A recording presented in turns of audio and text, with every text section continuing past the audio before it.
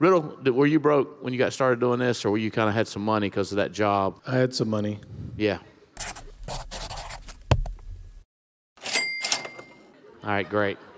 So tell them why you had money. Like, did your family have money? I know you had a great job. We didn't have money growing up. I mean, we weren't like roughing it. We were just in the middle, kind of. Once I went to college, I graduated, didn't know what I wanted to do. I have a degree in professional sports management. I've only done an internship with the Jacksonville Lizard Kings, and they didn't even pay me. So that's how much I used my degree.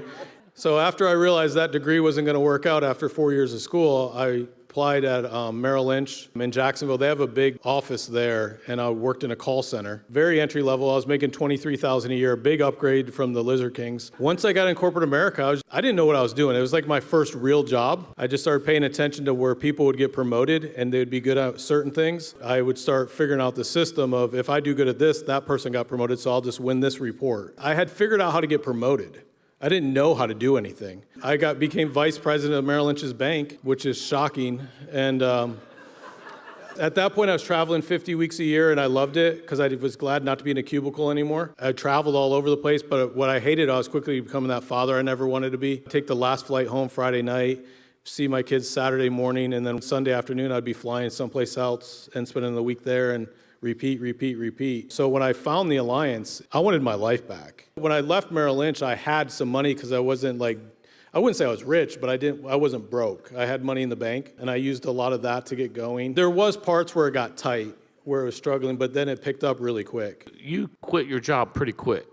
You walked away from... I got my insurance license in June of 2007. At that point, when I was up here earlier, we were talking about Mark's office. I did not see this as a career path then. I was just like, hey, this is a good way to quit my job and make a little bit of money until I find another job.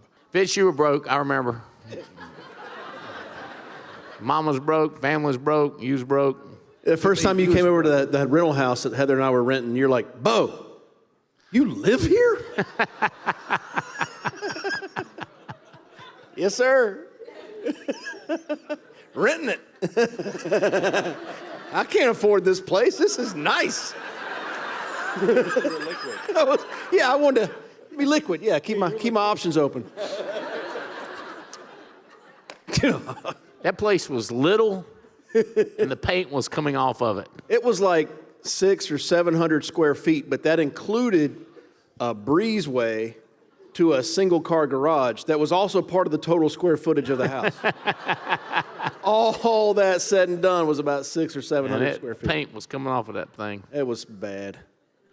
It was bad. But Heather was the major breadwinner. With a college degree, she was making $22,000 a year. Yeah. Right in the bank. David, you was broke. Yes, sir, that's true as well. It was more fun when I was making fun of Fitz. If we go back to that, that's more fun. When you answered a newspaper ad and you got invited to drive to my house, you didn't know if your tires would make it. Yeah, so when I talked to you, you were like, can you come down today? And I was like, no, I got appointments. I got to make some sales. Because if I don't make these sales, my tiny gypsy wife's going to murder me. You said you were going to murder me. It's okay. It's a safe place. I can, Mike told me to heal here tonight, so I'm going to heal. But I was like, man, I can't. I really need these appointments. And you're like, okay, can you come in the morning? I was like, oh, I didn't know there was a second part to the question. And so I drove down, and like, have you ever been so poor that like you base your tires on their feel? Oh, yeah. Like if you pet your tires and they bite, because you get the wire coming out, right? And so, it's coming at you. And so I'm driving to Burlington, and I'm just going, dear God, don't let it rain. Because if it rains and your tires are that bald, they're basically just rudders. At that point, you're just steering the good ship home. I still remember driving down there going, man, I just hope to God this, because when I talked to you on the phone, it was different. You sounded different. Did Mike actually talk to you the same day? Yes. He talked to me the day before, and I talked to him for about... I mean, it was like maybe if I pretend I'm dead, maybe if I just, like maybe pretend like we got disconnected, but it was a landline, so I couldn't do that because it was the 1990s. It was a different time. I was like, this guy is so boring. I mean, it's like watching paint dry on the wall, talking to him. I was like, but when I talked to you, it was different. And no offense to paint drying on walls. If there's any paint drying around, I don't want to offend paint. But it was different. So I was like, I got to at least see about this.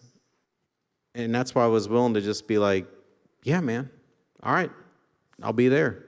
The instructions you gave me were like the instructions you would give someone that you were trying to murder.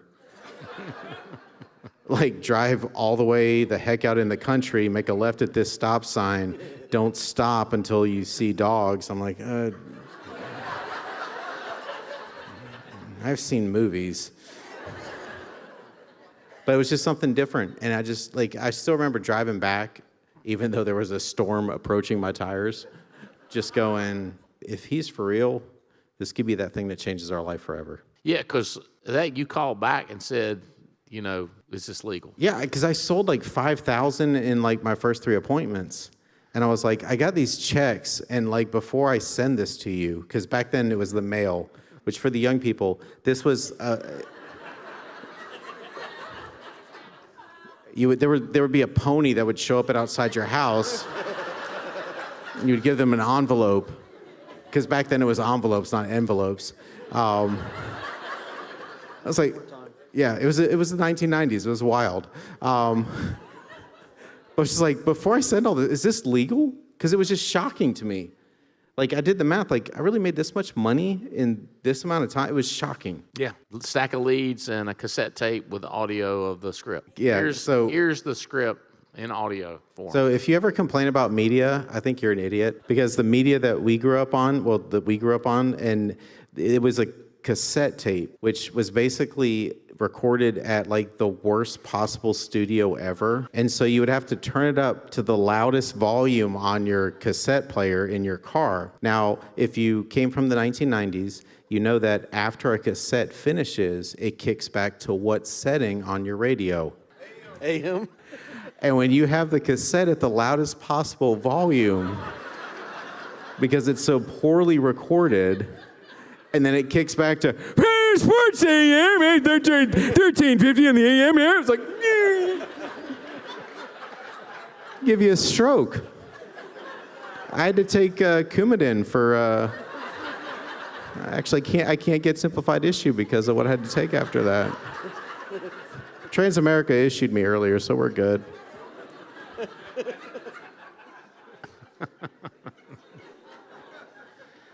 How about you, Mike? Were you broke? I mean, the first time I saw you was in the country club house, and yeah, we was. I guess you could say just above broke. I mean, both of y'all had jobs.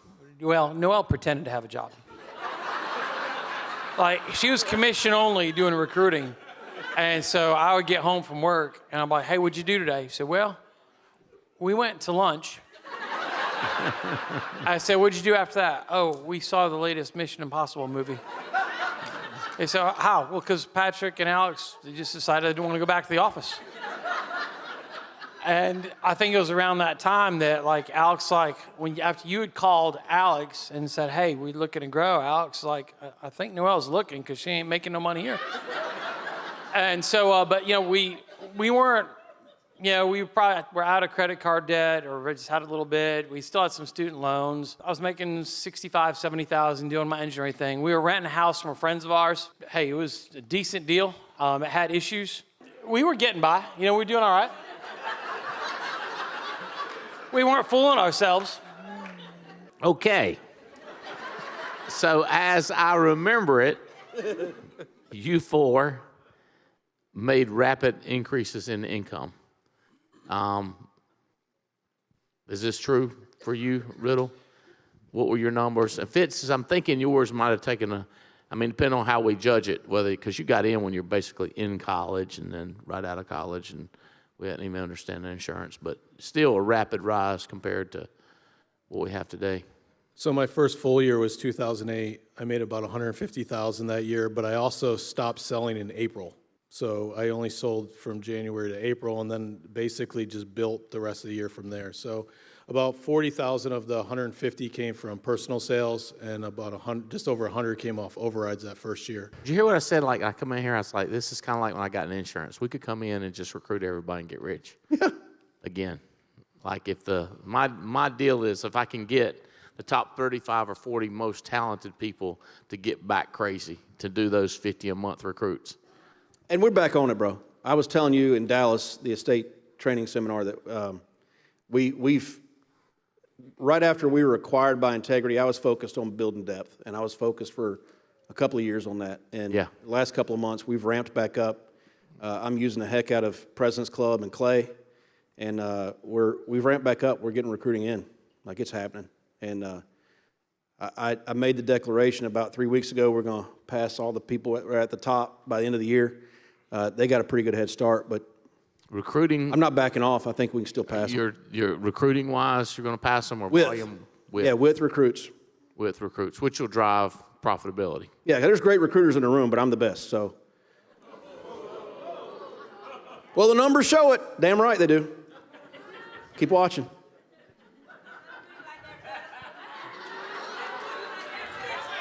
Keep watching. I know what my numbers are now. They suck, but keep watching. This is where it starts. Grab some popcorn, because this is going to be a damn show. First, they build it in their mind, and then it comes out of their mouth. Then it goes on a white sheet of paper. Then it goes on the leaderboards. I like it.